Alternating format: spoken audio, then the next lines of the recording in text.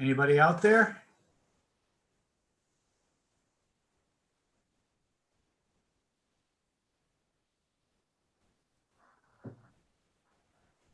Hey, Bill. Patty. We're streaming live right now, so I have everyone kind of muted until we officially start at 6. Yeah, what if I don't want to be muted? Speak away then. I like your screen there. Not bad, right? Not bad at all. Well, welcome back. Thank you. Appreciate It's hard to keep track of you, you know. it. I know. You know I'm going to rib you. I don't know if I'm coming or going. That's right. A Hey, crazy few weeks. what? Crazy 2 weeks? Crazy few weeks. Yeah. Yeah, Mike told me a little bit. Yeah. So Well, we're streaming live, so we'll chat. we'll chat later. Sure. Yeah. Sure. All right. So we've got just a few of us on.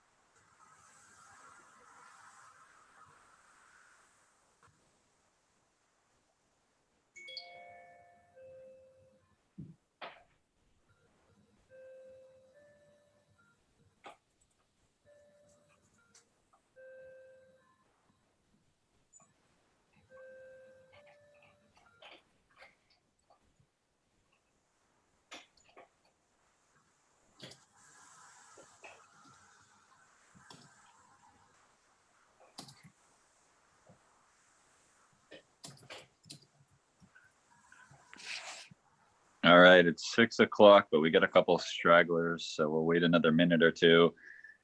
It says on my phone that we're live on YouTube. Has Patty or Sarah confirmed that? Does anybody know? Yeah, we are live. We're posted. The link is posted and we're live. All right, thank you, Patty.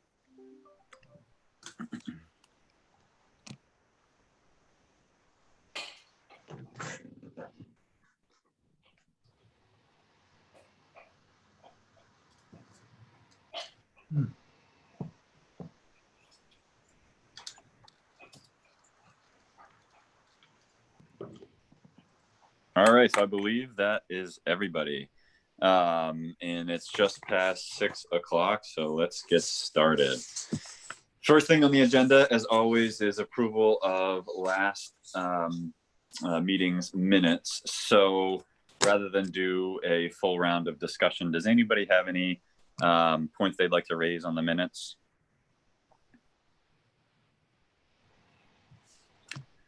All right, sounds good. So let's move to a vote. So I'll move to approve the minutes from last meeting. Is there a second? I'll second it. All right, thank you, Ludi. Moving to a vote. Kathy, Yes. Julian, Yes. Tom, Yes. Ron, Yes. James is a yes. Hillary, Yes. Rian, Yeah. Sam, Yes. Ludi, Yes. and Phil. Yes. Excellent. All right, next item on the agenda is the consideration of the motions that that Bill had questions on and that we answered to him, and that basically the motions that needed tweaking. And so that's been done. Thanks to Rian and thanks to Bill for going back and forth on that. And I know that Rian sent out the updated language on those items.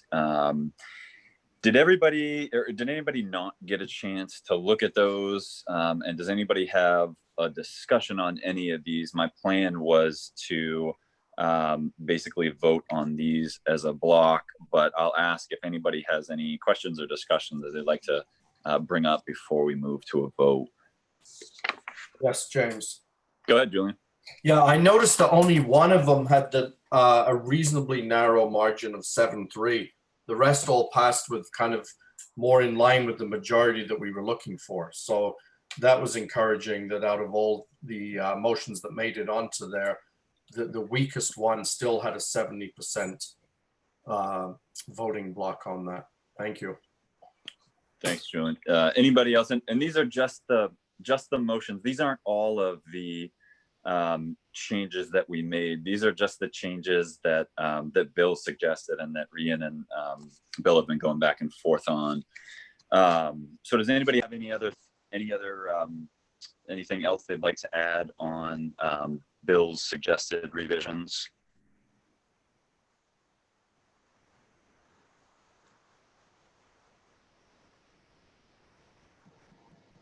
I would just like to, nothing that I'd like to add, James. I would just like to thank Bill for all of the time and effort that he put in reviewing that.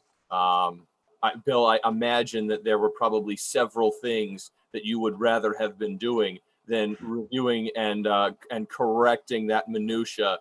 And I can tell you that we all appreciate the hand-holding that you did for us there. Thank you. Yes, thank you, Bill. And I'm not even going to move for a vote on it. I'm just going to call a 10-0 vote on everybody thanking Bill for his help. All right. So I'll make a motion to adopt these revisions as a block. Is there a second to that motion? I'll second. All right, perfect. Moving to a vote. Kathy, Yes. Julian, Julian, you're muted. You're muted, Julian. And it seems like a number of people don't have video. Am I? Okay, I'm unmuted. Sorry. Yes. all right. Yeah, Bill, some people have video, others don't. I myself don't. So you're ahead of the game. With Okay, I just video. didn't know, I thought I might be doing something wrong. No, you're actually doing everything right. It's the rest of us that, that are choosing not to do video. Okay. All right, Tom, your vote. Yes. Ron, Yes on the motion. James is a yes. Hillary, Yes. Rian, Yes. Sam, Yes. Ludi, Yes. Phil. Yes. All right, excellent. All right, next item on the agenda is why we have Bill here. So there was a couple issues raised, which I'll go through one by one, and then we'll just open it up for anybody else that has any questions for Bill. So the first item that was raised was, and these are mostly just general discussion or general questions, I should say. How the vote, how our final vote and sending it to council works, and what happens if we can't get a consensus, at least 8 votes on a final charter package to send to council. If you wouldn't mind commenting on that, Bill, that would be great. James, Yes, Hey. Rian. you missed part B. Oh, okay. Yes, I did. Thank you. All right, so let's back up in time and go to part B. So this is the Rian. Actually, why don't you explain this one?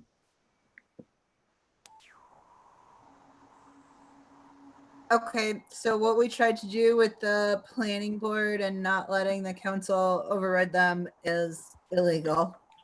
But what we can do and what previous charter commissions have done is send a recommendation to the council. And so in this case, we would be sending a recommendation to the council to amend the referenced zoning ordinance that would essentially allow things to be sent directly to the planning board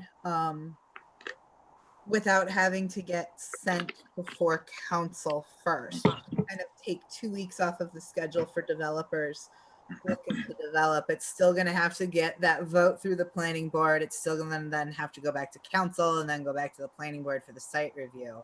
But this will just kind of at least shorten the time by 2 weeks, which I think is all we can really do given the constraints of how laws have to be passed.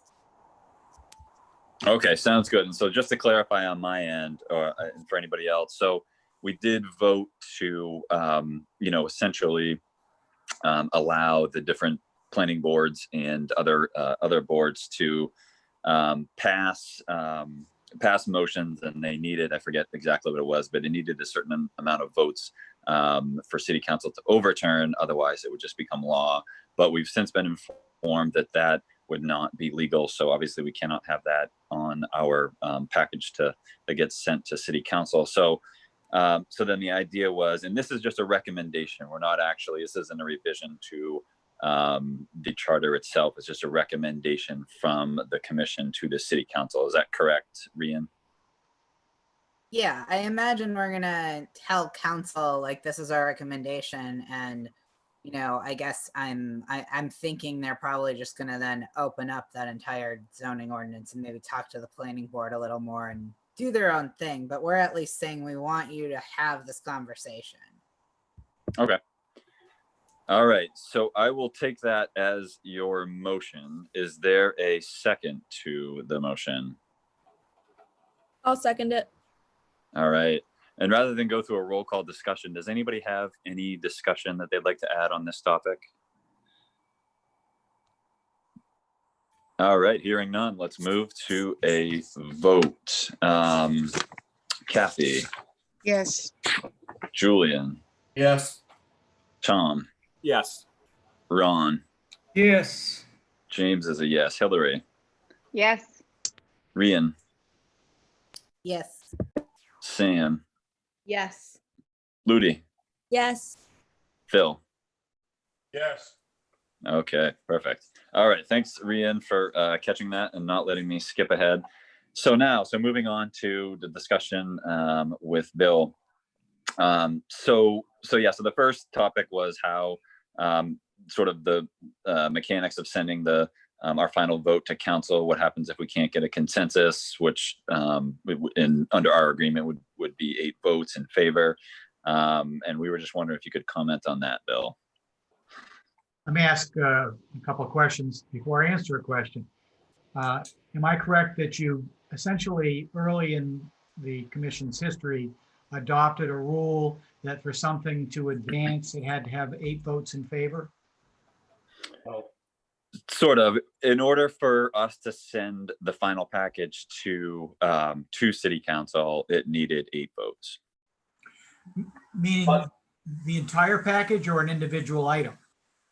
The entire package. So an individual item could make it on if it was a 7-3 vote, but it would take an overall 8-2 vote to send the entire package to city council. So as an example, there could be, let's say we're making 50 changes. 49 of those could be 10-0, and one of them could be 7-3. But we would have to have at least an 8-2 vote to send that entire package to city council. Okay, and was this a unanimous vote? Yes, it was actually. Okay, so I'm assuming that everyone wishes to continue following that rule. That's really an internal rule that you've adopted. You don't find a statutory authority for it. It's something that other charter commissions have done, recognizing that if you send something on with 6-4 support, you've got a real good chance of seeing all your work go down in flames, because if you have several 6-4 votes, you probably will have alienated a lot of people. Unless somebody likes something, it's easier for them to vote no. They prefer the devil they know than the one they don't. So I would certainly encourage you, who voted unanimously to do this, to basically follow through with that on each of these items. Now, if something passed by a 7-3 vote, you're certainly free to do some lobbying to try to have that vote increased to a higher supermajority. If that does not occur, then I would think you would probably not include that as one of the changes that you're going to send on. But you control your own internal procedures, so you can change the rules, but following what I believe you've done, if it doesn't get a minimum of 8-2, then that's not going to be included in the package that you're sending on to the council. But Okay. again, this is not strictly a legal point I'm making. Under the state law, if 6 of you vote in favor of the changes, that's it. Send it on. But I heard the discussion at the beginning that you were concerned that this slim majorities can dim the likelihood of passage of the work of the Charter Commission. And I will just historically say that about 15 years ago, that's exactly what did happen. And the commission worked for a whole year, and it ended up, it was voted down. And as a result, nothing happened. You do not have, if you're going to pass as part of your recommendations, the supermajority on the budget, or term limits on council seats, or changing the veto override requirement for the mayor, then I would say any of those 3 constitute a revision of the charter, because it really changes the balance of power and the ability of somebody to continue serving in office, which is quite fundamental. So as long as one or more of those is being included, you're not going to have the option of doing individual questions. It's going to be all together that you have to vote on. You have to vote on it as a package. So and assuming that at least one of those 3, if not all of them, is going to be part of your recommendations, I would be encouraging you to do your lobbying back and forth and see what you can come up with that's got 80% support or better, and let that be what you send to the council. Because if you send them stuff with 6 in favor, 7 in favor, your concern was that's a substantial disagreement and you can start losing votes. Thanks. Julian, you were going to say something? Yeah, just to address what Bill was talking about, I believe there was only one vote sent to as a change that had the margin of 7-3. So was there two, Hillary? Sorry, there's two. But the concern with pulling them is the agreement in the beginning was if it was a 7-3 vote, we felt that was good enough to send to the charter. And if we start then deciding to remove somebody, you might have someone where a vote was 1-9 who is vehemently opposed to that, then might also ask for that to be removed. So, you know, I can definitely see lobbying with the two votes to try and get a minimum consensus of 8-2, and then seeing if we'll vote as a package. The thoughts I had on it was if it was more of a majority than 8-2, I've heard from residents in Ward 5 that felt that might look a little bit disingenuous and that it's okay to have dissent with a diverse charter, but the fact that 8 of us agreed. And one elderly lady said it very nicely to me. She said, Jules, do you agree with your wife 100% of the time? Do you have a 10-10 consensus on every decision you make? And so I think moving to 8-2 is good, but I'm not sure that we necessarily have to move past that. And I'm really not in favor of pulling votes from that system that had a 7-3 majority at that point. And the question I had for Bill Lee too was, when we send this to the council, is it pretty much a formality at that point that they stamp and approve this? They weren't on the commission, or can they actually stifle the whole thing because they don't like something and vote not to send this to the voters in November? Thank you. It is just a formality. They cannot change it. Yeah. They are just a conduit to get it to the voters by ordering an election that has that on the ballot. Okay, thank you. And as far All as, right, thanks. and I may have misunderstood your 8-2 versus 7-3. If you also internally decided that if something's a 7-3, that it advances, but that the 8-2 is really to get the overall package sent to the council, then fine. That's correct. Okay, That's how I understood it. okay. Thank you. All right. And we'll, thanks, Julian. And we'll get a chance to talk amongst ourselves, you know, after we go through these points with Bill. But does anybody have any questions for Bill on that topic? All right. Hearing none, let's move on to the next one, which was the final report Hey, document to the council. Kathy had her hand up, James. Oh, did she? Kathy, you still have a question? Well, I just wanted to make a couple of comments to Bill because I still want to be on record. You know, even now I have residents calling me saying, how could this charter commission not allow taxpayers to vote on the budget? People are very angry about that decision, Bill. And it's hard for me to justify them not being angry about it. But I do agree with what Julian said about the 7-3 votes. So again, that was just a comment. Okay. Again, we can discuss, we can have comments amongst ourselves, but right now let's use Bill's time wisely. So if anybody has any questions for him, as opposed to just comments to the rest of the commission, that would be great. Any other questions for Bill on this point? Looks like Hillary, you got your hand up. Yeah, Bill, could you talk a little bit more? The one that that went out that was voted down. Do you remember what the types of changes were in terms of the votes? Was it like 6-4? Was it 7-3?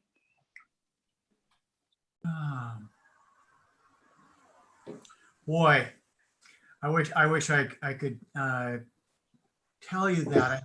I don't recall the individual votes. I mean, it was 15 years ago, and that Right. Yeah. stuff. But they ended up having a couple of provisions in it, which were which there was a very divided sense within the community. Okay. And interestingly, it actually went out to vote twice. The first time it went out to vote, it was in a June election, and not enough people voted to make it be a valid vote, you have to have 30% of those who voted in the last gubernatorial election actually cast a ballot. So it actually, the first time it passed, but the numbers were too low. Then it was put back on the ballot for the November election when you had a much higher turnout, and then it failed. And there were one or two things in it that there were changes that I just remember saying that's too much. They've gone too far. And they might, you know, it might have been 20 changes, but it came down to one or two that a lot of people didn't like, and people are, it's human nature.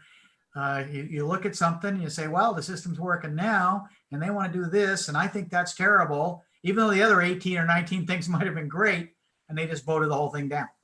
Right. I think my question was more about within the Charter Commission itself, whether there was consensus on those one or two I think they had changes. I think there was a significant split on several Okay. items. Okay. Yeah. And in your estimation, would you consider 7-3 to be a significant split?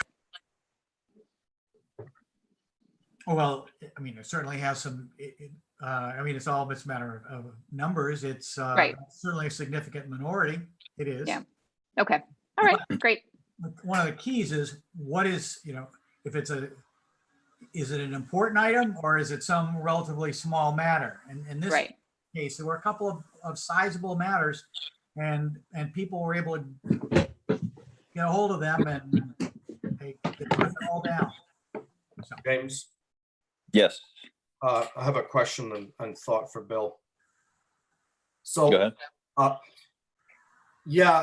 getting back to the split level and how the charter was turned down 15 years ago, if you vote for something that the public is just in total disagreement with, I think if you voted to send your firstborn son off to war at age 15, it doesn't matter if the charter was unanimous on it, the public will vote it down.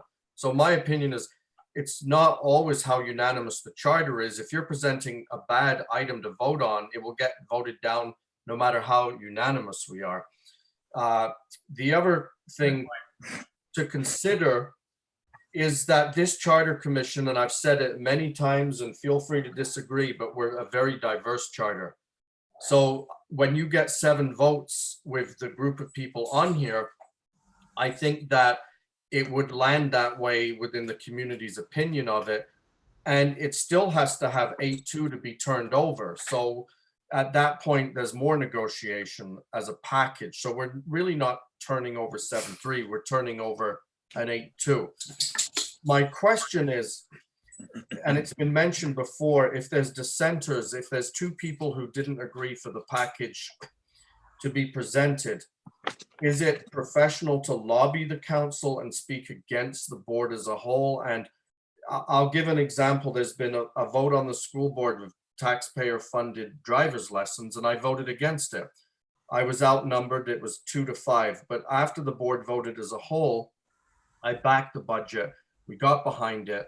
We respected each other. We didn't talk poorly of other board members. And at that point, it became a board vote. So I'm wondering your opinion on how much the 10 members have to get behind something, even if they were the 2 that didn't agree with it. Do you agree with lobbying to protest the charter at that point if they're the 2 dissenters? Just shed some light on that process for me, please. okay. First of all, under state statute, it does contemplate that there may be a vocal minority, and there is the ability to prepare a minority report. There has to be a majority report prepared, but if there are some people who are dissenters, they can prepare a minority report. And nothing can prevent any member of the commission from speaking out, lobbying for or against the charter. Basic First Amendment rights, so nobody can restrict that. Whether it should be done or not, I guess, is something that people could debate. Going back, just looking at our only other example of this, I don't think a minority report was actually filed 15 years ago. If my memory is correct in that, it wasn't. But I think there were some charter members who, in concert with other community members, generated some adverse publicity about the charter. They Yeah. didn't like it. They didn't like the change being proposed. And so, and they apparently got the attention of enough people that it got voted down. So I will conclude in last thought that our charter wasn't done on a simple majority. It was done on the fact that we agreed amongst ourselves as a 7-3 from the very beginning to turn that over for votes to hit debate for the final revision. So that, I think that is a little bit different to past charters where you could have had a lot of motions passed that were 6-4 and there was 4 dissenters. Thank you. All right, so that was, we're kind of skipping around there. We did have a line item for discussion about potential minority reports. But let's talk about the final report, the final report document that gets sent to city council. What should and should not be included in that report, Bill? Oh, in the report, not in the revised charter, but in the report itself? Yes, yep. Sure. Well, I think it would be helpful for you to examine the charter changes as they took place the last time and how it was written up in a report. And that would give you some direction. But basically, you want to be able to, in something readable, something short, you want to be able to highlight the charter changes that are being recommended and why they're being recommended, so that the public doesn't have to try to wade through a 40-page document with line outs and underlines to try to figure out what were they really up to. So it needs to be clear and it needs to be succinct, and so that anyone reading it will get an idea of what changes are being proposed and why they're being proposed. And of course, you can have, I mean, I wouldn't expect, for example, that you'd be writing more than a line in the report talking about how you decided not to use references to particular state statutes, which of course can change with the next legislature, but instead change the language to, you know, to appropriate or relevant, whatever your language is there, state statutes. The fact of the matter is that might not be something that you'd even put in the report at all, because that's really, it's housekeeping. You know, you're not changing the meaning of anything. So at one end, that's a very insignificant change. At the other end, you've got something like changing the requirement to pass the budget to a 2/3 supermajority. And that one, that needs to jump right out at people, because, you know, that's one of the big changes. So I would think again, you can get some guidance from what was done in the past, but if I were writing it, I would start out with the big changes. And because, hey, how many times have you looked at a newspaper article where you never got past the headline, or if you did, you read the first page, you never turned to page 8 to find out how it finished up. You want to make sure your audience sees what's most important as quickly as possible. So one possibility is starting with major and working your way down, and recognizing that you don't have to get into the minor grammatical matters or just basically Scrivener stuff, because it doesn't, those types of things, for example, saying relevant state statutes, that doesn't change the meaning in any way, shape, or form. All right, excellent. Thank you. Does anybody have any questions for Bill on that topic? I do. All right, and kind of went at the same time. Whoever wants to go first. So the previous charter commission had voted everything out unanimously, including all of their line items, and they stated that in this report. So if we do have line items that are not unanimous, should we call those out, or should we more just focus on what the overall package vote is? I think I would probably go toward the maximum amount of information to the public. If I were reading the report and trying to make my decision, one of the items I'd want to look at, it wouldn't be a determining one, but it's one item among other factors, would be how strong was the level of support for that item among the 10-member commission. If it was an item that passed 10-0, I'd like to know that, and that would give me some feeling that that's really strong. If it was something that was 7-3, it would probably make me want to examine the matter a little further, maybe talk to some people about it. So I think having what the vote was on these items in the report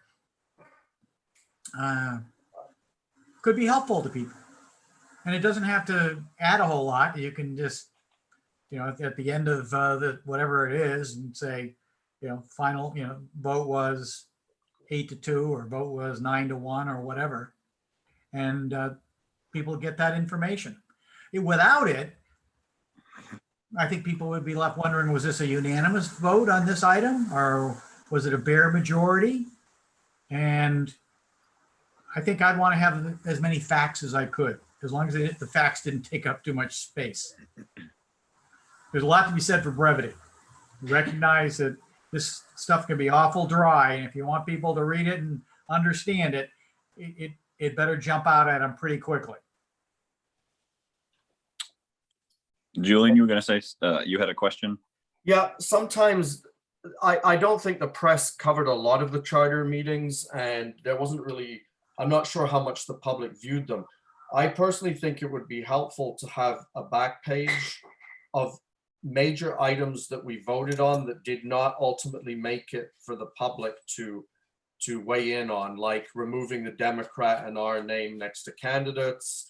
The other big one was taxpayers voting on the budget, ward system. Do you think that would be helpful to list that as an amendment at the end so people could actually see the work that was done and the items that were discussed and the fact that it just didn't have enough votes to be turned over to the public? Because I think when they see the final package, there's going to be a lot of questions and they might not necessarily realize that they were ardently debated and that they were really considered about being presented that for a vote, but we just didn't have the votes for that. I think that's a very good point. I think if I were reading this report and let's say my passion was to eliminate the ward system, I would like to know that that you at least discussed it. Yes. And decided against it. Otherwise, I would be missing some information.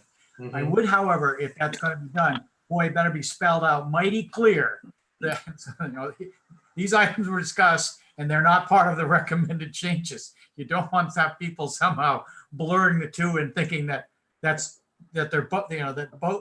everything was voted in favorably. It'd have to be spelled out clearly. But it seems to me that would be, people are they're gonna ask that question. And if the document can answer it, I think that would be helpful. Yes, and I noticed looking at other documents, it didn't spell that out. And we did have a lot of discussion on issues, the ward. One of the big ones I can think of was removing the mayor position. And that has people, I voted against having a mayor in Waterville.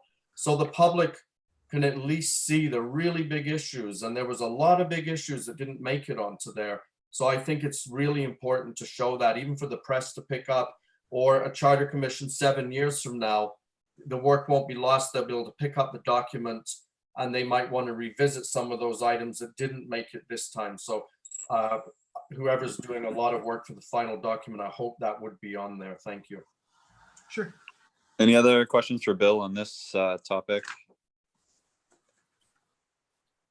All right, so so the next one on the agenda was the potential for minority report, which you already commented on, Bill. Does anybody have any follow-up questions for Bill on a minority report and the question that Julian asked Bill and Bill was able to sort of explain? Does anybody have any questions on that? All right, sounds good. So the last one, before just any general questions that somebody might have for Bill, was the process of reconsideration of non-unanimous votes. And you have already touched on this a little bit. But if we were going to decide to reconsider the non-unanimous votes,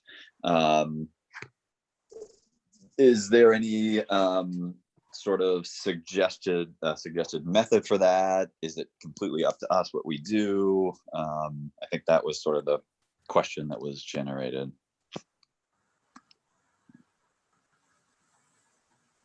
Say again? So with the if we did decide to reconsider some of the votes that we took that passed, but didn't pass, pass short of a 10-0 vote, say a 7-3 or an 8-2 or a 9-1, if we wanted to try to make those individual votes more unanimous, and so we opened up, basically a platform to reconsider those motions. Do you have any suggestions on how that might look or work, or is it completely up to us to come up with that process? I think that's sort of the question that was brought up. I think it's completely up to you. There's nothing to prevent you from saying, we took our straw vote back in April. I've thought about it since then. I've heard from other constituents. I think we ought to take another look at this. I've gained information. There's nothing to prevent people from all of you from doing that, if that is your wish. In other words, your internal procedures are pretty wide open for how you want to do things. The only caution I would give you is you don't want to plow the same ground any more than you have to. And you all know how much time you've spent. You've had a lot of meetings and you've had a lot of discussion. So if you're going to have some reconsideration, I would want to pick the item carefully. I'm just giving you a personal opinion. That is not a legal opinion. From my own experience. And I expect other people, many of you might feel exactly the same way because it takes so much time. But you can go back and take another look at things and maybe good reasons to. James? All right, thank you. Any questions on that from anybody? Yes. Yeah, Julian. Just to recap, Bill, really quick, it was my understanding that if we were to revisit this, it would be to be pushing the three or two or one dissenters to join the rest of the group. It wouldn't necessarily be putting it back on to rehash everything we've done, like you'd mentioned, going down that long process and trying to get votes that might not have gone your way to be re-switched. So I think we debated that a bit in the last meeting, but it was my understanding it was more to move to consensus than to start flipping around votes that you didn't like, or et cetera, because that could possibly take us back to square one, in my opinion, from the beginning of the charter in January. Thank you. Well, but let's say I was on the commission and I was a member of an 8-member majority, but I've heard from constituents and I've heard other arguments from commission members and thought about it further myself. And I'm now thinking that my vote to make a particular change wasn't the best thing. I don't see why, if you're going to allow reconsideration to try to up the vote, you shouldn't allow reconsideration to try to take down the vote, recognizing, though, as you said, you don't want to go back to square one. But it just strikes me that if it works one way, somebody should be able to go the other way if, in fact, their mind is changed on whatever that item is. Thanks, Bill. So I guess any questions on that topic for Bill, or any other general questions that you were hoping Bill could address? Who would like to go?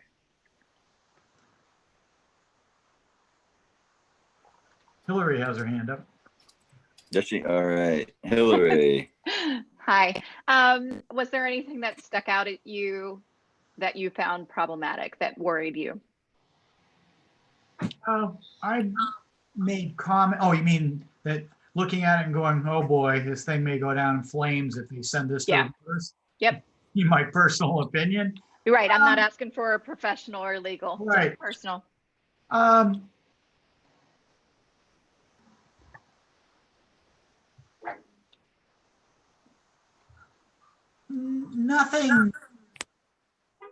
Nothing strongly. I think the idea of the budget having to have a 2/3 vote is actually intriguing. Anybody who's ever sat on the council has gotten a little lecture from me before they started serving, that don't just count simple majorities and say, that's good enough. If a council splits 4-3 on something, that's such a division of opinion that it's usually an indication that people ought to work a little more to see if they can bridge the gap. So And somebody says, well, it's only one more vote. I got to tell you, the difference between getting 4 people in favor of something and 5 people in favor of something can be quite significant. I mean, I was on the council for 6 years, and I was just amazing, just one vote, but sometimes to get it up to that next level required some extra work. And that extra work was generally work well done. Because people weren't just going, I got my 4 votes. That's all there is to it. Don't care about the others. If 3 people out of 7 have a different opinion, those who are holding the 4 votes ought to listen to it, because there's almost always going to be something of value being expressed there. So I thought that was intriguing. I think it will require the council to have more debate and probably look a little more thoroughly at the budget. I thought that was very interesting, and I view that favorably. Your question was, do I view anything particularly negatively? I wouldn't say that I've got a strong opinion. There are going to be some people who don't like the idea of term limits because, quite simply, sometimes it's hard to get candidates for the position. Okay, there is that. But Can I ask a quick follow-up? yeah, so I know there's nothing out of all the things that were recommended that are still alive. There's nothing that jumped out at me like, oh boy, this budget's going down in flames because of that. I mean, this revision is going down in flames. I didn't come away with that feeling. Go ahead, Rhiannon. Yeah, can I just, kind of in line with how Hillary was asking her question with like your experience and expertise, not a legal opinion. But we've voted to de-standardize things between the council, the mayor, and the school board, particularly with the term limits and the residency requirements. And just, do you think are we setting ourselves up for more confusion? Are we going to be confusing the voters by switching one in one place and not in the other? Or just kind of, what are your thoughts on that? So just to be clear, you're saying you're imposing a residency requirement for council members that's different than a residency requirement for school board members? It's a residency requirement for the mayor that's different than the residency requirement for council and school board. And then there's term limits on the council, but no term limits on the mayor or the school board. It's interesting. I'm not sure how people would react to that. It's easy to see a difference in residency requirement perhaps for the mayor because of how much power is held. It is legal to impose that type. I think you have a 1-year residency. That is legal. I did check that out. There's not a problem with that. So having it be different, it's a more powerful position than an individual counselor. So I think you can make a rational argument relating to it. I think at the same time, I can see where somebody can make a rational argument saying, if whatever the residency requirement is for an elected official should be the same requirement for all elected officials. I mean, I can see people taking that position, saying, how do you distinguish between a school board and a counselor? It's the type of thing, reasonable people could argue on both sides. James? Thank you, Bill. Yeah, go ahead, Julian.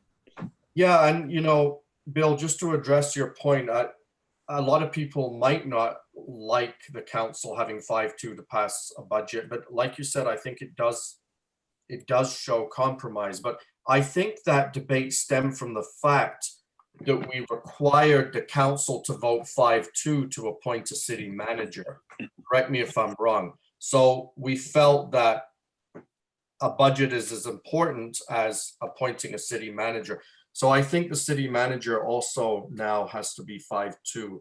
Well, point of clarification, it's not 5-2. We standardized to 2/3 of members present and voting across the entire charter. Okay. For the super majority. Yeah. With a full council and all voting. Full it is- council, but it's it 5-2. wouldn't necessarily be the Right. But composition. just to address Rian's concerns about standardization on the school board, there is quite a few items that are not standard. I believe the school board quorum, Michelle? the school board quorum, I believe, is 4 and not 5. And additionally, the school board does not get paid if we miss school board meetings, whereas councillors do. So it's not completely standard as it is. There is differences. And before I forget, I've written and asked the school board twice to get their end of the charter suggestions into you. The boat might have sailed, but I know there was some suggestions and thoughts that the school board wanted to change. So I would suggest one of the chairs following up with them before the final stamp goes on this charter. Thank you. Ron, you got your hand up. Yes, Bill, it sounds to me like you've been around the block more than once, seeing you've seen 2 charters voted for. I got 2 questions for you. We seem to have a lot of minor changes in our charter for this time. Is that going to, the more changes you have, would that have a negative effect, you think, on the people that are voting than one that had very few changes? I would tend to think not. What's critical is that you, in this report, the summary report, you take group as many of these minor changes into one type of a statement as you can, and to keep it simple. I can tell you, I represent Winslow, and they didn't go through a charter commission. They went through a charter amendment process and ended up proposing 30 amendments. The voters got voted on 30 separate items. Every single one of them passed. Every single one of them passed. So if that's of any value, then the fact that we have a number of minor changes here, I don't think that would be seen as generally speaking, would not be seen as a negative. I think what's critical is that summary report clearly points out that there are a group of 8 or 10 changes here which don't change the meaning but are really housekeeping only and something like that. And people are very willing to accept something like, okay, yeah, sure. I mean, all sorts of little, you probably have 10 changes just eliminating a state statute reference, right? That could be described in one law. Yes. Right. There's James? 16 of them. Yes, thank you. Now my second Right, there was a second question. is, and I think Julian kind of alluded to it, and I have in the past since we've been on the chat, is we've put in a lot of work on this, and in the 2 charters that you've worked with, were you satisfied with the word got out enough to the general public before they went in to vote in November? And a lot of people, this is the first time they've seen it and they're overwhelmed, don't know what they're voting on. Did you do it differently? Or if you did not in those 2 and you could go back and do it again, what would you do so you could get the public to know more exactly what they're going to vote on in November when they go to vote? I think the commission or somebody from the city went to the newspaper and got a pretty good advance publicity on those charters and the charter changes that took place, the last 3 at least. And so I think it's important to, from a PR standpoint, you get your reports, going to go to the voters. Maybe you have a single person from the commission who agrees to be interviewed by the Sentinel to summarize what they are. But to get publicity out there for it, because you're absolutely correct. We're going to be looking at a presidential election. We're looking at election of a U.S. senator, a U.S. representative, and then we have the charter. The attention is not going to be focused there. So if you want to get any attention, you're going to have to create it. And I think that the newspaper would be helpful. And it may be that people who are savvy with social media might also be able to generate some publicity in that regard. If, for example, the charter summary was on Facebook, that's going to get read a lot more than if they have to go to the city website and look it up. So I think it'd be worth it for the commission to do some brainstorming on it. That's a very important point, because you do all this work and if nobody knows what it is, it's almost like a coin toss. James? Bill, Go ahead, Julian, with your question. This is my last question for you, Bill. So I see two bodies of work with this charter. I see a housekeeping body that will not substantially affect future elections or outcomes. And Rian's done a lot of work on that, cleaning, housekeeping, crossing lines out. And then I see the body that you spoke of earlier, that is substantive changes that will affect elections.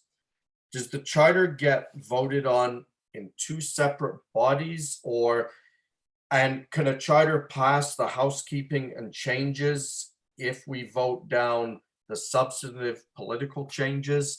Or does it have to be voted on as a whole package, so that if it was voted down because you were one of the 10 that didn't like the changes, would that also block the ability to present the housekeeping changes to the public? How do those two aspects work from here? Because you're going to be proposing, I'm anticipating you're going to be proposing changes which constitute a revision, a substantial change, altering the balance of power, for example, and the way in which the government functions. It is going to be all presented as a single package, and it's going to be vote yes or vote no on everything. The only way it can be broken down into individual questions would be if you do not have items which constitute that substantial revision. And there are three things that jump out at me that fit into that category. Term limits for counselors, 2/3 majority to pass the budget, and taking away the fifth vote from the mayor's veto. If any one or all of those are part of the package that goes to the voters, then it's going to be a single vote, up or down on the whole thing. If the public votes that down, then all the housekeeping items and just making sure things are pointing in the right direction on the charter would also not pass as well. Correct. The thing would be dead, okay? And I would also argue that, not that I disagree with it, but I would argue that almost everything we voted is a substantial political change.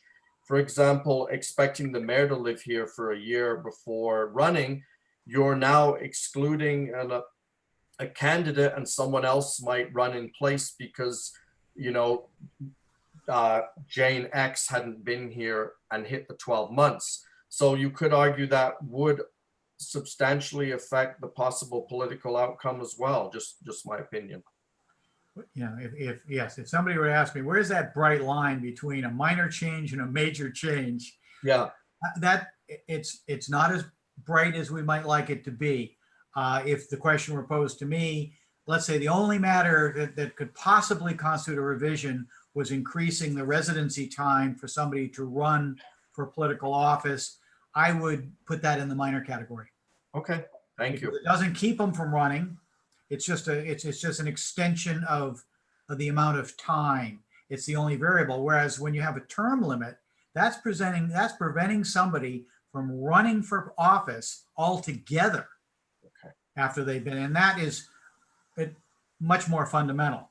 And just as the simple majority for a budget being changed to a supermajority is huge.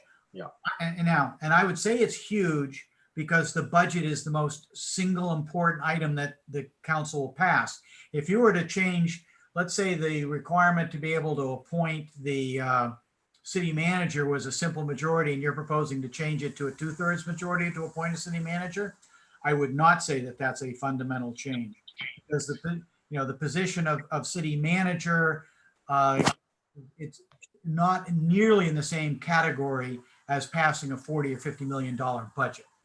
I agree. I think it's the biggest change that So, we've made. Yeah, I've been asked, well, there's no case law on this subject. It's like, you just look at what it is and look at the structure and function of the government and see whether you're shaking the earth or it's just a very minor tremor. Thank you. Now, and the problem is, of course, there are medium-sized tremors. Yeah. Well, I think you've answered a lot of good questions and given us a lot of valuable information that we need to know how to proceed from here. Thank you. And if I may, Mr. Chair, one thing I'd like to add, Yes, please. when you get to the point where you're voting on your final package, and this going to put together, and Rhiannon's going to be sending me something else to scrutinize, I'm sure. I think, but when you vote on it, you vote in favor of passing this budget to the council. You could also vote and authorize the solicitor, and it could be the solicitor in consultation with the commission chair, whatever you want to do, to correct Scrivener's errors. If I end up going through this and you got something misnumbered, or you got a comma that doesn't belong there, or you got a period where you should have a comma, or something like that, there are two ways of dealing with it. You could authorize Scrivener's errors to be corrected, or you could say, make that list, Bill, and send it back to us yet again, and we'll vote on that type of thing. But when you consider a document of this size, I think it is inevitable. There are going to be some typos in there, okay? It's pretty darn hard for there not. Now, I don't make that request lightly, because absolutely and fundamentally, if I see something that, a typo, so to speak, it better just be a typo. It cannot change the meaning in any way, or it would have to go back to you. So if that comma, for example, potentially changed the meaning, I don't get to decide to delete it or add it. I'd have to come back to you and say, hey, if with a comma here, this means such and such. Without the comma, it means something else. But if it's a matter of you've misspelled words, or you capitalize the term, city council everywhere, but then in 2 or 3 spots you use small c's, obviously you want it to be consistent. So I just passed that on to you. It is inevitable with a document of this size, with all the work being done on it, that there are going to be some little, what we call Scrivener's errors. And it's not Scribner, it's Scrivener. Scrivener. People sometimes spell it Scribner, so I just want to make that clear. So I'm feeling attacked over these commas, man, just because I love commas. Coming after me. All right. Does anybody else have any more questions for Bill? I don't see anybody's hand up on Zoom. Does anybody else have any questions for Bill? This is Patty. Could I just ask a question of Bill? Yes, please. Okay, so Bill, once the final report is agreed upon and it goes to the council, is it just a resolution that sends it to the voters at that point? They accept the report and send it to the voters? Well, I think would have to, for me to say definitively, with the change we made in last charter, we tried to eliminate that confusion between resolutions and orders.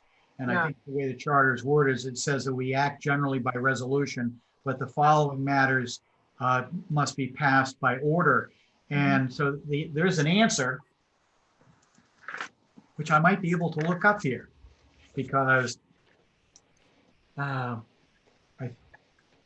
understand where you're coming from, because you're looking at timing in terms of ballots.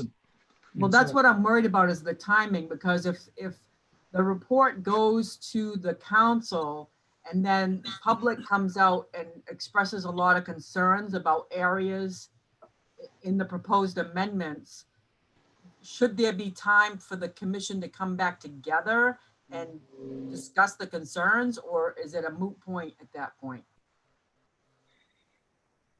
Oh, once this commission has delivered its report, I'm sorry, Patty, I was reading it same. That's it. The council doesn't get to change it. The only way, if it were before the council and suddenly, we discovered, oh my gosh, we thought we were doing such and such, and look what we've done here. The council could refer it back to you, as long as you're with that's a pretty broad time frame, to vote to make some sort of changes. But once the council has taken its vote and it's going to the ballot, I don't think it's going to get taken back then. Can I just address Patty's concern, James? Sure. No, these meetings have been live too. They have our email, they have our phone number. They've had from January to July or end of June to reach out to us as members. There needs to be some point where the ship sails. And, you know, I have heard from residents in the community that do give you feedback during the process, as I'm sure many members have. So I think at that point, personally, I think the ship sailed. It's 6 months in. I haven't seen one resident phone in for a question or to offer a thought during any of these meetings. When we were live on Zoom, there was a couple that showed up when we had in person, I think 2 people, and offered some thoughts at that point. But other than phone calls that I've had, I haven't really seen the public jumping up and down. Thank you.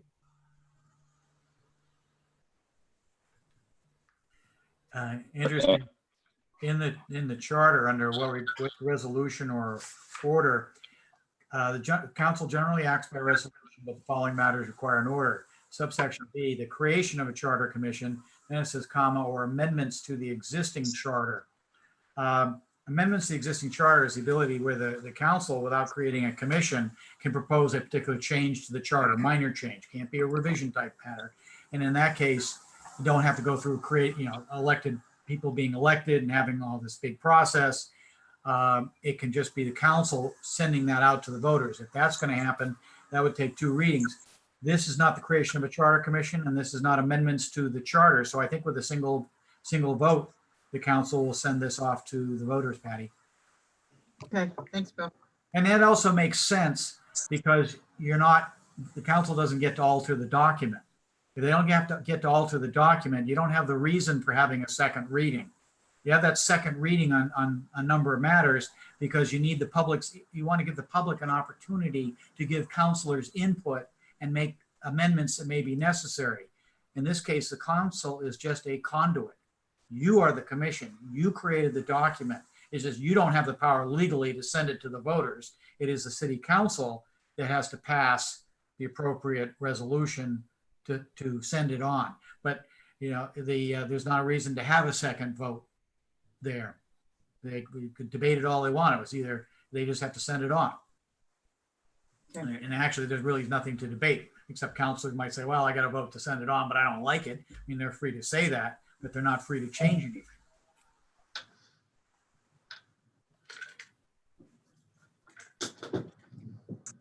All right, excellent. Anybody else have anything they would like to ask? James, I just have a Bill? quick question for Bill. Sure, go ahead.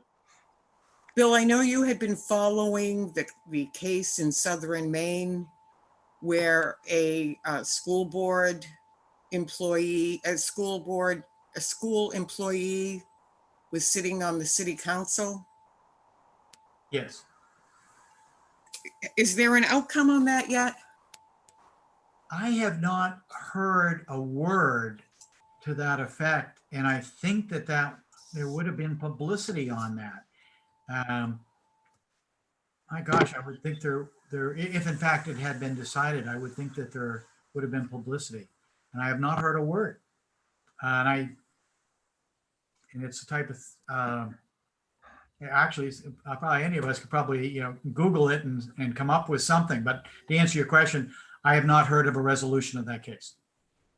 Because I know we had that discussion for the charter. Right. And Several then, months ago. right. Thank you. Sure. All right, anybody else have a question for Bill? Not for Bill per se, but when we spoke of at some point in the charter document listing the discussions that didn't make it for final revision, for final debate by the community voting on it, it might also be helpful to mention that we did not discuss or vote school teachers sitting on the council voting on the same budget and salary because of the test case going on in Maine. So that a future charter commission in 7 years might refer to that and want to take it up pending the outcome of that. that case. But the question is, what do we do with our charter if they rule it is illegal and we don't have any language in the charter to address that? Would the state law override our charter at that point, Bill? And what is the decision? Which way? If it rules, if her case is, his or her case is shot down, and it is ruled that a city does have the right to restrict teachers sitting on the council voting on the same budget, which is the test case. If that case is denied that applicant, would our charter be non-compliant with the law that we haven't got language in? No, because that's an example of a charter where they've said, no, you can't serve on the council if you're an employee of the school department. That decision wouldn't mandate that charters say that. It would just be a decision that says it's okay if a community wants to say that, but it wouldn't be mandating the community to adopt that position. Okay, so they couldn't, there's no way they could issue a ruling saying not only is it against your charter, but we believe it violates state law or is too much it is a large area of conflicts, and we think it should even be addressed as state law. I think it would be unlikely for the court to come down with a decision that would say that it's illegal to allow a school employee to serve. Although, look, until you have the decision, you don't know for sure. Right. It's possible, it is possible that decision could say that it's a conflict of interest and therefore prohibited, but a far more likely result would be that it's not to per se prohibit it, but to say it's okay if the community wants to prohibit it, but not mandate prohibition. Yeah. But again, at this point, I'm just speculating because it's my own prediction for this case, because there were two issues. One was whether a municipal employee could serve on the council, and the second was whether a school employee could serve on the council. And I think both are being challenged. I think that the requirement of the prohibition on having a municipal employee serve on the council is very likely to be upheld because there's such a more direct connection between the two. But when it's a situation with a school department and the council's authority is only to pass an entire budget but doesn't have line item direction in it, the connection is more tenuous. In that case, I'm not so sure. But I'm just giving you not a heavily researched opinion, okay? Just the way it hit me. I have a hard time seeing somebody as an employee of a municipality serving on a council or board of selectmen, in essence, having direct budgetary control over yourself. Correct, but just to respond real quick, how do you think an employee is treated in a break room if they're voting against a budget? Or you could have an unscrupulous superintendent. Our superintendent in Waterville's great, they wouldn't do that, but in some districts, letting someone go who voted against a budget, or you're not voting on line items, but you could also potentially, by voting to cut, that could ultimately be your position that is being cut if you don't pass that budget. So that's a good discussion, but I think we're sort of getting off topic here. It's an interesting discussion, though. But it is not directly there. Julian, I'm sure that what you're saying will be some of the arguments that are being made. Yeah, thank you. Sure. All right. Well, thank you very much, Bill, again, for not only tonight, but everything that you've done to assist us. It's very much appreciated. I think we're at the point where we don't necessarily have any other questions for you at the moment. You're obviously welcome to to stay at the meeting. But I think at this point, if you have other things that you might rather be doing, then you're certainly free to go. Can we make a motion before Bill leaves to give the authority to do the I can't remember the word he used, the housekeeping commas. Scrivener. Yes, thank you, Hillary. Is that worth voting on tonight, to give authority for Bill to do that if we vote to do that before he leaves? But you don't have to vote before I leave. You could, before, let me put it this way. I'm just asking you to consider doing that before you issue your final report. Thank you. Okay, just so that, and maybe we can even avoid that, because maybe you'll have the final report and you're gonna send it back to me and say, hey, Bill, take one more look at it, and not have the opportunity to go over it. My fear, of course, is I've said, okay, it's sitting before the council. I decided to take a last second look at something, and I don't know about you. Haven't you ever, you've read a letter 5 times and it looked fine. You pick it up and from 5 feet away, you see the word you left out. And, so yeah, having that as a backup would probably could avoid your having to meet again for just such a narrow purpose. But it doesn't have to be decided tonight. Okay, thank you. All right. Thank you, Bill. Well, I want to say thank you to each and every one of you because you have volunteered to do something which is extremely important, doesn't have a lot of glory attached to it, but it is very necessary. And without people like you, it could not happen. And my favorite level of government is local government. I feel it's the most responsive, and you are acting in the way I like to see local government operate. Or let me put it this way: government itself. You know, none of you are. You know, you're not lining your pockets here. You're not chasing headlines. You're not going this way and that for other than the public interest. You're acting in the public interest, and you're to be thanked and congratulated for it. Yep. I'd like to add, you know, Bill, you're a great asset to the city, and your just humanity and demeanor and great advice. It's always been a pleasure whenever I've reached out to you. So the feeling is mutual, and thank you for all the service you do as well. Well, thank you. Well, I'll let you go on to your business, and I will probably check out here. Thank you, Bill. Okay, very good. All right, excellent. So that was definitely helpful. So next item on the agenda, we talked last week about potentially reconsidering non-unanimous amendments. Although we didn't really, you know, sort of decide anything formal on that. And specifically, we didn't decide sort of how that would work. But that's the point we are at in this meeting. There's not a whole lot left for us to do as a commission. Obviously, there's final report, but that will take place after tonight. So I think we need to consider whether or not we're going to reconsider the non-unanimous amendment. So I would entertain, and I might have one myself, but I would entertain any motions at this point on that topic.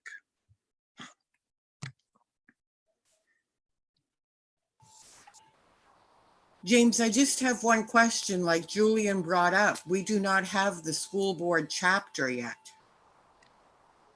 So it's very difficult to close it out without that chapter. So Well, no one made any motions when we were on. touched base with several members of the school board and asked them if they had anything that they would like to change. You know, Julian did some great work beforehand while he was on the school board and bringing it to their attention and asking for stuff. You know, they'd originally discussed things and then come back with, well, I'm not really sure we want this change. I followed up with them, offered to put in motions on people's behalf, and nobody from the school board has taken me up on it. So I'm going to consider it closed because there's now been 2 avenues through Julie and through me. James, I know that you've been talking to the school board chair and just nobody's had any motions. So I also chased or left a message to, and I think sent, and I haven't heard back. I don't think it's a priority for them. My own thought is if it's not a priority for them, it's not a priority for me. Thank you.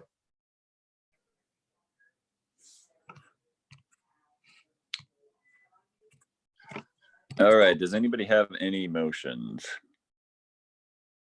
Yes, Okay, go ahead. I motion to accept all votes as they were originally cast, so we can move on to have a vote whether to turn this over as 8-2. Okay, is there a second?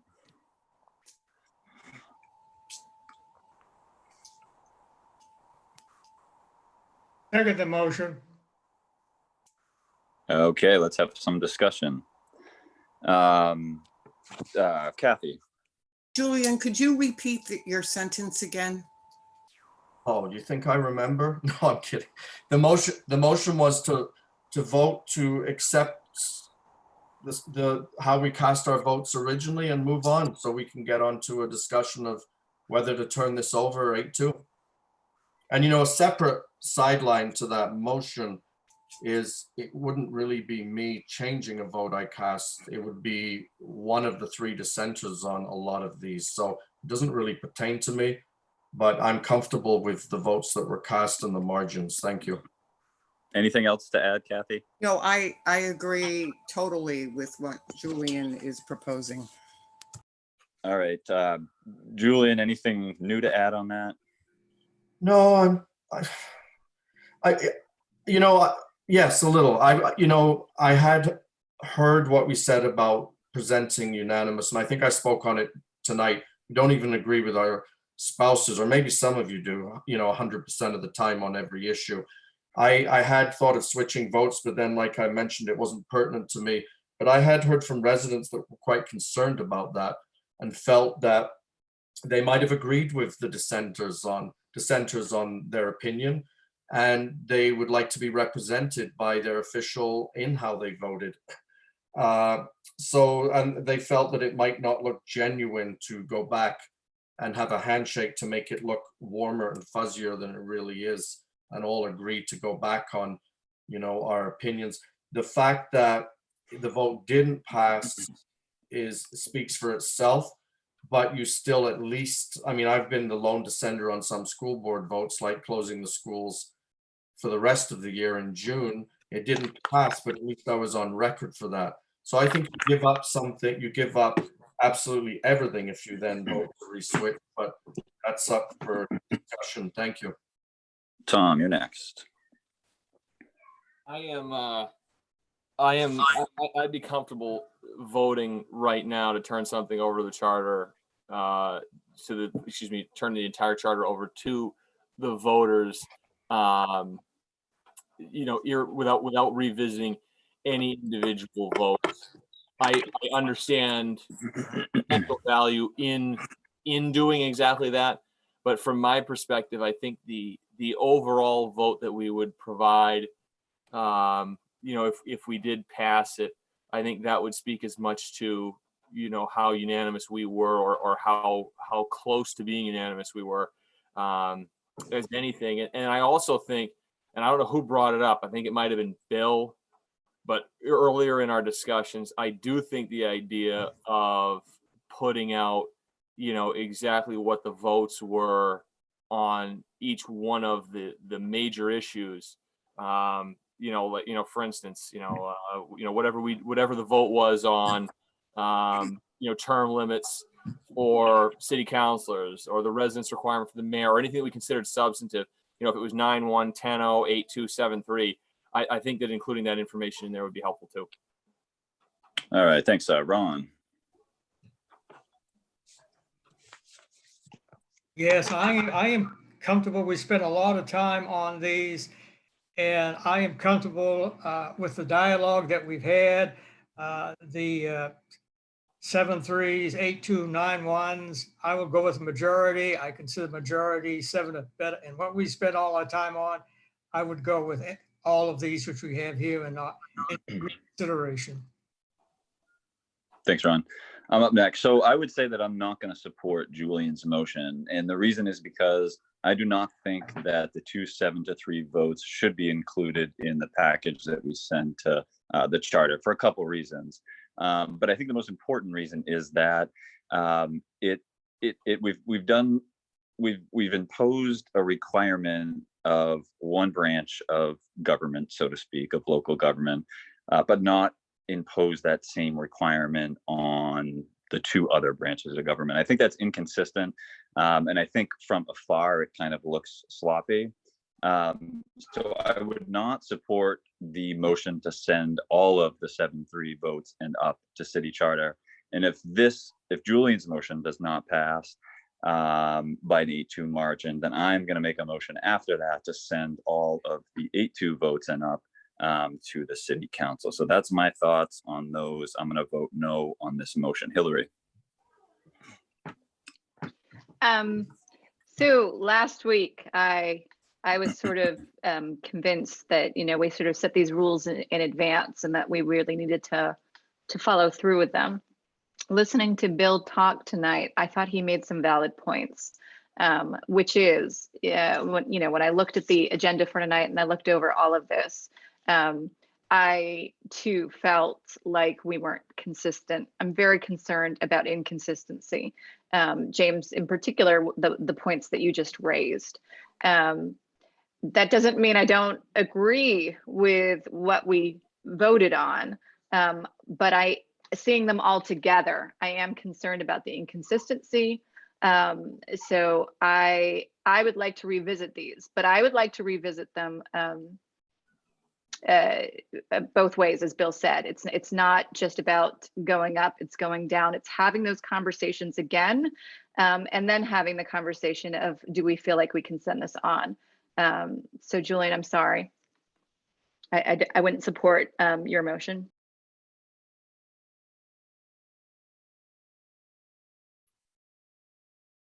Thank you. Sorry, I was on mute. Rian.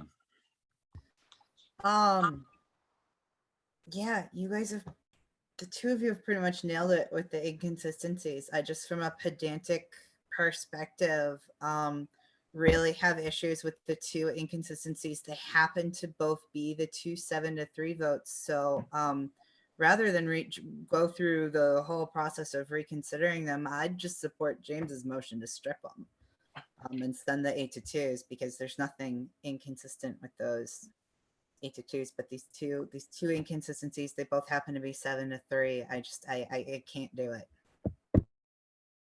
Thank you. Sam. Yeah, I would agree with Hillary. I think while I don't necessarily disagree with the 2 7-3 votes, I do, looking at it as a package as a whole, I see the inconsistencies and do see that as a problem. So I also would not support this motion at this time. Thank you. Ludi. I'd echo a lot of what's already been said. I agree with James. I don't think the 7-3 motions should be sent to the charter. So I don't support Julian's motion, but I would support James's to send the 8-2 and up. And I also agree with Hillary and everyone else on the inconsistencies, and don't think that we should take a lot of time reconsidering those, and instead, just like Rian said, strip them and send the 8-2 and up. Thank you. Phil.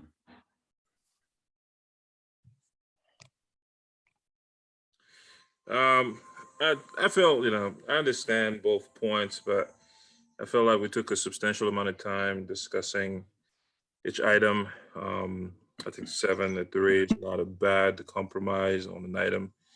I think revisiting it would make sense if we really need to go back, but I would be in favor of Julian's motion. James? Yeah, one very quick point, Julian. So, yeah, the thing that, I know my motion will be shot down, but the thing that perturbs me the most is that votes that made it onto there, that was the ground rules. If it's a 7-3, it goes onto there. And I'm seeing a lot of people who didn't get their way on their vote now trying to remove that. I have no problem with going back, trying to get more consensus. But if you're pulling certain And that's votes, not true. There are two people who voted in the affirmative on their 7-3, who just said they don't support the inconsistencies. okay, yeah. So going back, if we start removing votes, there might be someone who wants a vote removed who is the only dissenter. If we remove any of the votes that made it onto that final charter per our agreement, I would vote against the entire charter package as a whole at that point. Thank you. All right, let's move to a vote on Julian's motion. Kathy?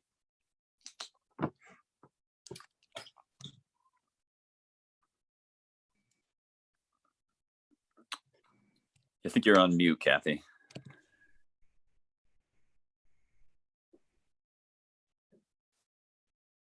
I'm sorry, somehow I faded out there. That's okay. So- What's your vote on Julian's motion? Oh, I'm voting for Julian's motion. Okay, Kathy is a yes. Julian? I think I'm a yes, yeah. Tom? Yes. Ron? Yes. All right, James is a no. Hillary? No. Rian? No. Sam? No. Ludi? No. Phil? Yes. All right, so that is a 5-5 motion. It does not pass. So I'm gonna make my motion like I said I was going to. My motion is to take all of the 8-2, 9-1, and 10-0 votes and make that the final package that we send to City Council. And the reason is that I think that that package makes a lot of sense, even though I was the dissenter on at least one of those 8-2 votes, maybe two. It's not enough for me to hold back. I think 8 votes that's what we voted on. So I would be in favor of sending all of the 8-2 votes and up to City Council as our final package. Does anybody have a I'll second for that that. motion?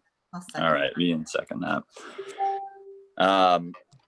I'm sure the discussion is going to be a lot of the same. So we'll go through around, but see if we can keep it somewhat concise. Kathy? No, I would have to vote against that. All of the work on 7-3, there are important items that the public should be voting on. Julian? Yeah, vehemently opposed to moving any votes. We agreed 7-3. We had a lot of discussion. Like I mentioned, we're diverse. If one of those comes off, I will vote against the entire charter, full stop. Tom? Not in favor of the motion. Ron? No, and let me just add that, the one we're talking about changing the length of time from a meager 3 months to 1 year for the mayor. At least two out of the people that spoke at our public hearing, this is one of the things that they wanted. Last week, I tried to defend like the college students, people who spoke. I just think that all the dialogue and the reasons I gave why I think that 3 months is just like driving slow through the city and keep on going, and then you can run firmly against this. Certainly have to vote no. All right, thanks, Ron. I don't have anything to add. Hillary?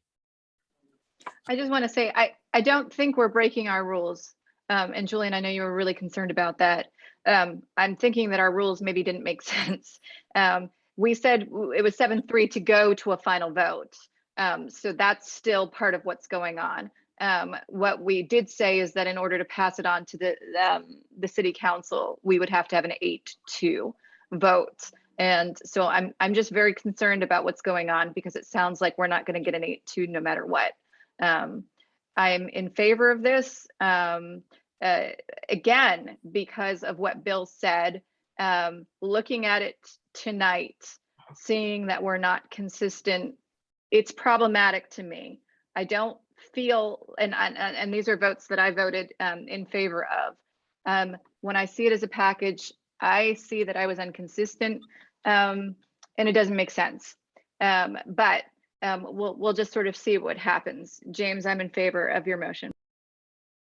Rian, I just want to say, I think it's very disingenuous for people to say that they're going to turn around and shut down the whole charter just because people may have changed their minds once they're seeing the whole package comprehensively. I think that's a bullying tactic. I think that's mean. And I think that means we're going to be at an impasse. And, you know, quite frankly, if that's the reason that the charter fails, those are the people who are going to have to stand up and, you know, explain to the people of Waterville why they decided to throw a temper tantrum about the fact that several of their other commissioners changed their minds. It's just, I cannot believe that this is where we're headed. thank you. Sam, Yeah, I echo everything that Hillary said as well. And just to be clear, I've reviewed the minutes from the meeting where we did vote on that. And it does specifically say there was a discussion that 7-3 vote for every line item change would move the motion forward, and we would do a final 8-2 final changes. So I feel like that is what we're doing now, is a final change.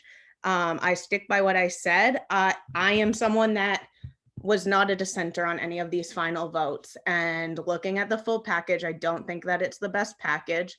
I think that we're doing others a disservice. You know, if we look at term limits, the people that voted for, with an exception of Hillary, everyone that voted down term limits for the mayor turned around, and I am one of those people, and voted for term limits for council. I feel like that's very inconsistent. I feel like that just shows that we're kind of picking and choosing sides, and I'm not in favor of that.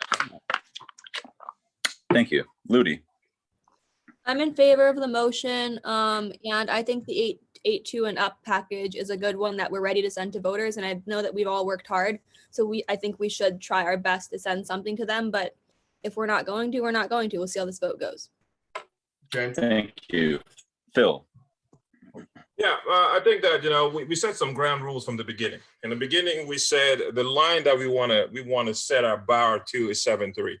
Anything below 7-3, we will not even consider to send it as a pack in the packet. Now we get to the end and we say, you know what?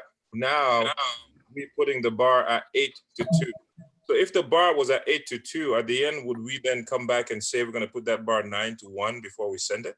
We agreed from the beginning that we're going to be 7-3 and above. And if it's a 7-3, we then take it as a packet, 7-3, 8-2, 9-1, 10-0, and then need to get an 8-2 on all those items. We didn't say that we needed 8-2 vote on individual items. We say we needed 7-3 and above, and then 8-2 on the whole package. So therefore, we're not sending individual 7-3 items. We're sending an 8-2 package, right? And I think that it would be disingenuous from us to say, at the end, now we're going to remove items that, you know, were 7-3 because we just want to send this 8-2 items, whereas we were sending as a unit 8-2 package, and that package could contain 7-3 items. And removing the 7-3 basically, it's like suppression, voter suppression. We're suppressing some items on the agenda, on all the items that we voted, and I think that we shouldn't be doing that. We should be sending our entire package with the 7-3 included, so that the voters can decide on it. thanks, Phil. Sam, you got your hand up. Yeah, I feel like maybe Phil didn't hear me, because I feel like I addressed that. And I'm literally looking at the minutes right now, and they say, after a discussion, it was determined that a 7-3 vote for every line item for changes and additions, and then an 8-2 vote on the final changes for the charter before it can be sent forth. To me, the discussion and what I understand from reading those minutes and the way that I voted on it means that it was 7-3 for it to move forward, and 8-2 for us to decide to put it on the charter and move it forth to have it with others. So what you're saying, Phil, I find very offensive for you to say that I'm trying to be suppress like, I don't even understand how that's suppressing the voters at all, because they're not, you guys don't even want us to vote on it. So I I don't know how much more clear it can be, but if you'd like to review the minutes, then I encourage you to do so. But that is what we voted on, and that was the decision that was made, and that is the discussion we're having right now. It is not about flip-flopping or any of us doing that. It is about doing what we agreed on to begin with. James? Thank you, Sam. Kathy, you got your I hand was up. about to respond. It looks like I was directly addressed there. Mr. Right, Chair. but Kathy's got her hand up, so And after Kathy, James? Kathy, go ahead. Well, I was just going to echo, Phil is correct. To throw out 7 to 3 vital items is wrong. It is totally wrong. So, Julian. Yeah, well, you know, excuse- Oh, sorry. Go ahead, Kathy. so if we need to go back and discuss the 7 to 3 items, so be it. Thank you. yeah, Julian. I don't like a lecture of hijacking or being disingenuous, because I find the people opposed to this and on the other side, it is just as nefarious. And my vote's not going to be taken away because you don't like it, whether you use language like threatening or hijacking. That's up to you. It's my vote. You won't bully me into changing that. And what I am finding is we said that we would negotiate whether to turn this whole package over to the public. We did not say that we would be removing the 7-3 votes to do that. Those votes were meant to be on there, and we then decide 8-2 whether to. So if I don't like some of those votes that made it on there, I could technically vote against it. That's your option. But if you're going to remove votes, that's doing the opposite. You're actually subtracting. And that's not what I understood, no matter how you guys sugarcoat it, to say, well, you know, we've voted to decide 8-2 to turn it to the public. Yes, we did, but we didn't decide to strip the work we've done and the few people who didn't get their way hijack it, and the usual voting block that always goes the same way. And, you know, I can stand behind my vote, the people that elected me, as that comment was brought up, because unlike some people, I actually stood behind the words I said on my flyer. I didn't campaign on protecting a ward system and then vote for an at-large ward system. So be careful, these people here are throwing mud at other commissioners, because there's a lot of mud that can go around tonight. And Hillary, and then Rian. Thank you. I don't get to respond. Well, you know how you use the hand raising button, Phil? I'm just looking at my phone trying to figure out how to do this orderly. So how about Hillary, Rian, and then Phil? I want to try to lower the temperature here, because I think we've all made some really good points. So, and I'm not sure how to best do this other than say, Julian, I think you're right based on how you interpreted what we voted on, right? Like I believe that you think this is what your understanding of how we voted initially and how we plan to move forward. And I hear Samantha saying that's not how she understood when we made that plan. So I hear you saying you think people are trying to change votes to get their way. I hear Samantha saying, no, I'm just trying to follow the rules as I understood them. And so I would like to see us all, we've done such a great job working together so far. I don't believe that anyone has malintent here.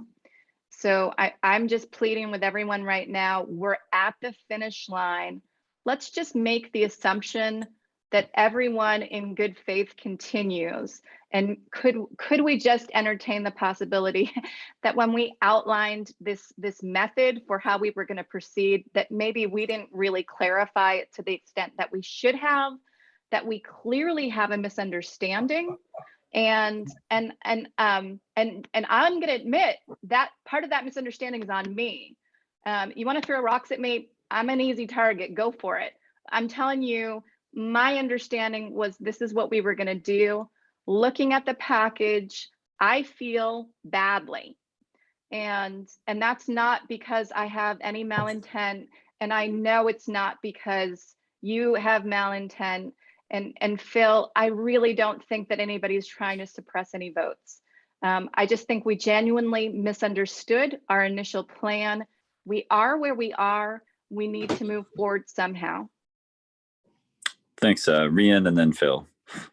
I just want to say this doesn't really have anything to do with 7-3 for me. It has to do with the inconsistencies. If this had gone, if this had gone 8-2 or even 9-1, I would still have the same issue, is that these two votes create these massive inconsistencies that the previous Charter Commission voted to standardize. But Kathy had said she would be open to discussing it again. So I guess I would motion to fully reconsider the votes on the 2 7-3 motions. All right, Phil. Yeah. So first of all, I want to say to Samantha, okay, I read the minutes too. You're not the only one. I'm pretty sure we all know how to read here. Okay. So, and I will say this: when we discuss these items, we set the lowest bar that we can possibly pass in an individual item to 7-3. We said as a group, we want to up that bar and say, when we vote on individual items, those items will pass 7-3. And then at the end of all our voting, we will take all our items, 7-3, 8-2, 9-1, 10-0.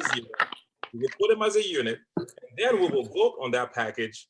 And in order for us to pass that package, we need an 8-2 vote to send the whole thing with all the 7-3 up to 10-0. So now we're getting at the end and we're saying, oh, we're not gonna remove individual items and send everything that's 8-2 and above. No, that's not what we agreed on. We did not agree on that. We agreed as a unit to vote on individual units starting 7-3 and above. And then the final package of all the individual units needed an overall vote of 8-2 as a package to send to the voters. So removing items now just seems like, yeah, we're trying to suppress some of the votes that were taken in the beginning. And we don't want to start doing that. We want to vote as a package, okay? And if you don't agree with one of the items, one of the 7-3s, there's your opportunity to voice your concern about a particular item, and then make your vote on the entire package. Not now decide all of a sudden we're going to remove some items and then vote on a modified package. That will be us basically like going back on the very thing that we agreed on in the very beginning of this Charter Commission. And that is not, I don't think that is a good thing to do. And I don't think voters will appreciate us doing that. Bill, you didn't understand the original package. I know I'm not that smart, but I try sometimes. It's okay. Well, So- here are my thoughts.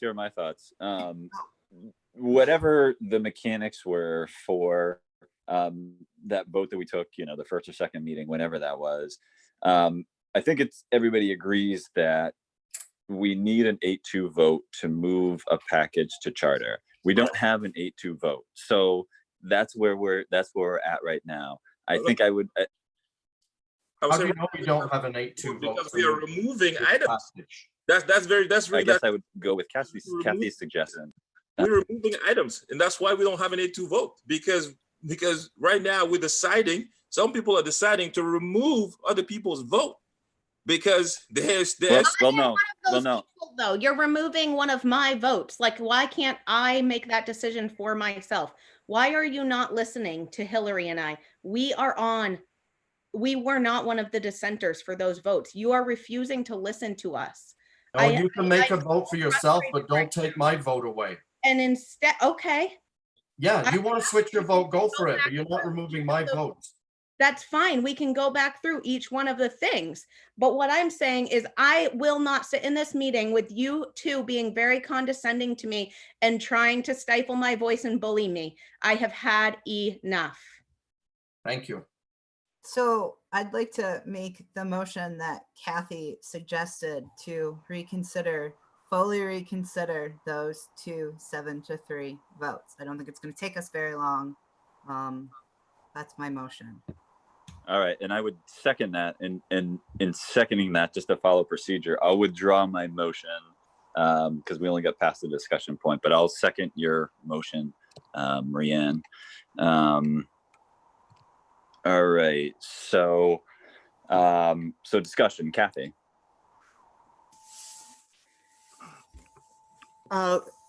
First, I agree with what Phil was saying, and thank you for making that motion, Rian, about going back and reviewing the 7 to 3 topics. There were many important topics there. And I totally disagree. Nobody is trying to bully anybody. So we really need to get off that little kick tonight also. It's a total embarrassment. So James, let's move forward. Rian, if you can compose what the 7 to 3 items are. And They're on the agenda. Point 4A was 7 to 3 and point 4D is 7 to 3. That's changing the residency requirements for mayor to a year, and then term limits for counselors. Rian, Yes. Rian, Yes. thank you very much for that. You are very These are 2 very important items that we cannot overlook and stifle. All right, Julian, discussion on Rian's motion. No, this reeks of something's rotten in the state of Denmark here. Absolutely not. You can call it bullying, but this is disgusting at this point, and there's no way, Jose. I'm all out of patience with this. Thank you. Tom, discussion on Rian's motion. No, nothing to Uh, okay, Ron, discussion. Well, I do want to thank Rian for one thing that I didn't like. We just going through this quickly and then no, we're going to move on. I'm glad at least we're going to have a chance to reconsider these and have a discussion. And then maybe I can sway somebody, maybe not, but maybe the vote's still going to be the same, 7 to 3. The one that I've really felt strongly, one is 4A, changing the residency requirement for the mayor. Again, I strongly believe that only 3 months someone to become a mayor sounds kind of ludicrous to me. I really don't even know when they would have time to campaign long enough to become the mayor of the city of Waterville. We have over probably 15,000 voters in the city, and it seems to me that we have very well qualified people with the experience and the background and the dedication and the history of the city that they know for living here for a long period of time that would qualify very good. As I did not have the chance to do any research, but I know I like to go back to when we were in City Hall and looking at the portraits of our former mayors, but maybe this should be a trivia question or something, but I wonder how many of those mayors that we have up there only lived in the city for 3 months or less. Again, I really believe that there's a direct correlation. You better know the people of your community. The better you know them, the better your job performance is going to be. And I've even learned this, and I even see more strongly during the COVID-19, which we're having now, not working at a job since March, walking the South End, talking to people. The more and more I talk to people, the stronger and stronger I firmly believe I can to represent them when I come to these charter meetings. So therefore, I really believe that somebody should be a resident of the city of Waterville for more than 3 months. If you're not there for more than 3 months, again, I really question your motives. Why are you running for mayor if you've only been here for 3 months? Again, I feel strongly about that.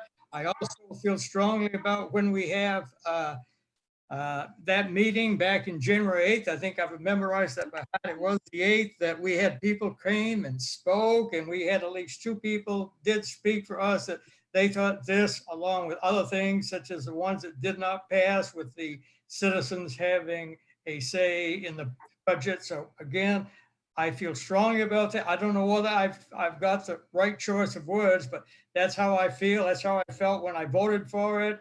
It's part of the 7 to 3, and I still feel the same way. And that is it. All right, thanks, Ron. I don't have anything to add other than I would support Rian's motion, which was prompted by Kathy. And then just to focus things here, we're voting on Rian's motion to reconsider those 2-7-3 votes. We would have further discussion about those actual votes.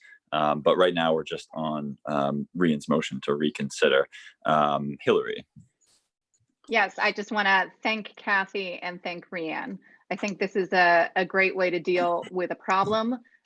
We want to protect anyone who has a vote and they want to keep their vote that way. And if anyone's had a change of heart, it allows them to, and hopefully allows us all to move forward. Thank you, Rian. I'm in favor of it. All right, thank you, Rian. You know, we're sitting here saying what it's going to take to get to 8-2, and that's reconsidering these two motions. You know, my fear right now is that this gets voted down, and we're going to be at a stalemate, and we're going to have nothing to send to the voters. And we've been here for 6 months. I think when you've got 5 people, half of the room saying this is what it's going to take to move us to 5-2 or 8-2, you know, we really owe it to hear those 5 people out and do this, do this reconsideration. I mean, these votes that we took, sometimes we take the vote for mayor and then it would, you know, in one of them, we took the vote for mayor in February, and then we didn't even wind up looking at the city council, you know, until May. And so sometimes it's really hard to kind of understand, like, what does this comprehensive package look like all together? You know, and I said earlier, and I'm going to say now, if one of these had passed 8-2 or passed 9-1, you know, I'd still be against it for the inconsistencies reason. But coming back together at the end and looking at the whole package and seeing how the votes that we took 6 months apart line up with each other, and realizing that, oh, hey, like we've got something a little off balance here. This isn't a bad thing. This is actually really good governance. And we owe it to ourselves. We owe it to the voters to, you know, give this its due diligence and reconsider these 2 votes. Thank you, Sam. Yeah, I agree, Rian. Thank you very much. And I have nothing else to add. Thank you, Ludi. Same here, nothing more to add. All right, Phil. Nothing to add. All right, so moving to a vote on Rian's motion, Kathy. James, hold on for just 1 second. I did have my hand up. Oh, sorry, yeah, and I didn't check. I'm sorry. It's, Go ahead, it's okay. No, it's okay. And frankly, I should have mentioned it when you came around to me. The question I want to ask is because I would hate to have us, because I could see a scenario where we're at a 6-4 or a 7-3 vote in terms of people wanting to, you know, send something to the voters, but then that would not get us there. They just wouldn't. It's got to be 8-2 or it doesn't work. And I see these 2 7-3 votes, and I'm wondering if, and maybe we should have this vote on this motion first, but I'm wondering if there isn't some way to just split the difference. And, you know, if there's one of those 2 7-3s that the 3s are like, look, you know, this isn't going to work for us, but that the 7s are like, well, you know, it's the other one that we really want. I don't know, but I'm inclined to think that there's a solution here that could, you know, because it sounds like, I keep hearing the word inconsistency, and I'm wondering if we drop one of them, whether that's the residence, and I think that might end up being the residence requirement for the mayor. I don't know, and then leaving the other one up, or vice versa. But I have to think there's a way to get to 8-2 or better on at least one of those, and I would certainly hope that would then satisfy where we are, and then we could vote on everything else and get this thing done. I don't know. That's just my thoughts. All right, thank you, Tom. Okay, so all right, so I think I asked Kathy how you voted, but I don't think you got a chance to answer yet. So I'll start with you again, Kathy. How do you vote on Rian's motion? I am going to vote no on this. Right. Julian, Emphatically no. Tom, I'm a yes, but because I think we can flesh this out if I vote yes on this. okay, Ron,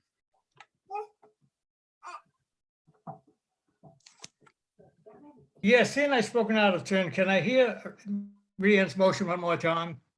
sure, go ahead. Just reiterate, Rian.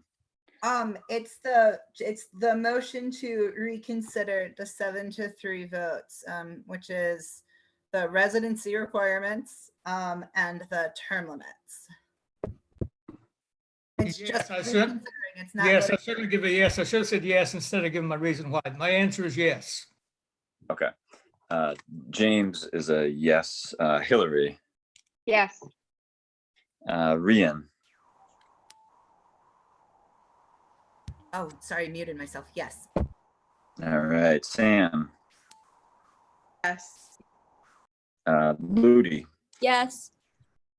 Phil. No. All right, so the vote is 7-3, so that passes. So we will reconsider the two 7-3 votes. So the motion has obviously been made, so we can jump right to discussion. They- Yeah, It is 5 minutes to 8. and we're just getting started. This is great. No, I'm just kidding. I will say, Well, in speaking to Rian's point, it is my daughter's 7th birthday, and we would like to do some cake at some point. So I'm happy to take this motion up and continue it at our meeting next week, if that's where people are tonight. I'm happy to do that too. Somebody yell really loud if they don't want to just pause things right now. Rian's motion's passed, and we'll take it up first thing next meeting. Sure. Just a question on it. So is the motion, is it standing that we're voting to remove it or to try and get the 3 dissenters to vote, change their vote to be a greater majority? It's just a straight up. We're having an up or down. Duration. Yeah. It could go 9-1. It could go 5-5. Yep. It could go 10-0. It could go 0-10. I don't know, but that's what we did. Yes. Yep. All right. So does anybody have any overwhelming objection to pausing right now and coming back to this next meeting? James, I only have one request, and Tom, where you will be chair next time, if we could meet at 5:30, because there's a very important city council meeting that night. I can meet at 5:30. If I can do whatever everybody wants to do. I can do 5:30. I can do 6. I can do 5:45. I can do 5:36. I can do whatever you guys want to do. 5:51, 5:26, or whatever's going to work for everybody's going to work for me. How about 5:15, Tom? 5:15 might cut into my 5:15 might Go cut any into my- earlier. I I don't know. cannot go any earlier than 5:30. I can do 5. I can do. Let's do 5:30, and I talk fast, so we'll move through it quickly. Yeah, let's do 5:30. That sounds All right. good to me. All We right. we did that, I think, one or We two did 2 times weeks ago, yeah, before, last and we were week, able to get. we done it. Yep. Yeah. Motion to adjourn. All right. Yeah. Okay, Phil. Is that you, Phil? Second. All right. Excellent. So, Kathy, on the Yes. motion to adjourn. Yes. All right. Julian. Yes. Tom. Yes, and Rian, thanks for getting us here. Yes. Ron. Yes, and good evening, and I still like you all. You too, Ronnie. Love you too, Ronnie. You too, Ron. You too, Ron. James is the yes. Hillary. Yes. Yeah. Rian. Yep. Sam. Yes. Ludi. Yes, and I'm thankful for Ron. And Phil. I said no. No, I'm just kidding. Yes. Overruled, Phil. Have Overruled again. some whiskey and a beer. Relax. It's gonna be a good weekend to chill out. All right. Excellent. Have a great night, everybody. Good night. Thank you, James.